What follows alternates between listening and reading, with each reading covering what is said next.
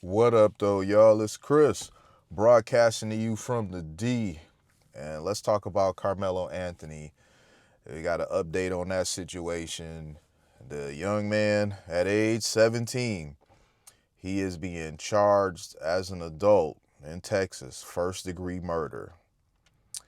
This is going about how I expected it. Him unaliving Austin Metcalf at a track meet. He brought a knife there. It's just all bad. In my opinion, there's just no defending this, man. I was a student athlete, all right? We did track meets. We we did basketball tournaments. I mean, we did everything. And there was rivalry between schools. There was a bit of hostility, whatever. There may have even been a few fights to break out here and there between students. But one thing I never had to worry about, even growing up in the city of Detroit, I never once thought that something of this magnitude would happen at something for sports, high school sports.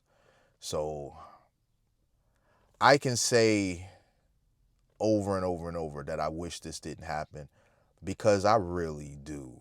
But I guess it just doesn't change the reality of what is. I wish this didn't happen on so many levels, not just for the sake of Carmelo Anthony, for the sake of Austin Metcalf. You got a young man who went to a track meet, and that was one of the last decisions that he would ever make.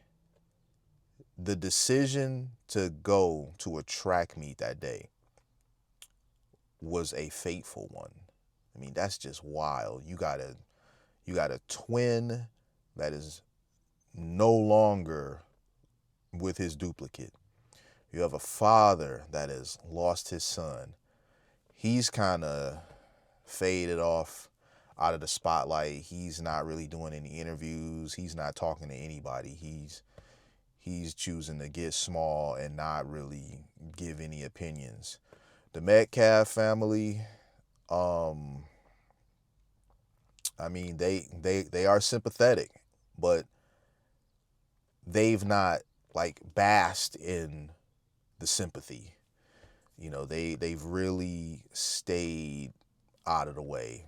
The Anthony family, they too were doing that. They gave that presser. That presser was necessary because people were getting really upset about the fact that nothing was being said on their side. Like, just nothing was being said. And then when they did do that presser, they had that one guy, the hustling guy, who was being a spokesman essentially for the family, and he made things so much worse. He stood up there trying to vilify the victim's father. That just wasn't it. And then we know later he did some podcast or something where he doubled and tripled down on Goofy, acknowledging that the public's like angst when it came to that was just, but he still couldn't apologize. Instead, he was trying to justify, his mistakes, things that he said in that moment, rather than just outright saying, I should have handled that better, so that's on me. So it's just, you got bad from all sides. This is one of the worst situations. One young man is gone, and another young man is very likely that he's going to lose his life just in another way. It's very possible that he's going to face life without parole. It's very possible that that's if he's found guilty, because we know innocent until proven guilty, all that stuff. That's a technicality, really. I mean, we know that the young man did it. It's not really alleged. It is, but it isn't. You get what I'm saying? He did it. Witnesses was there seeing him do it.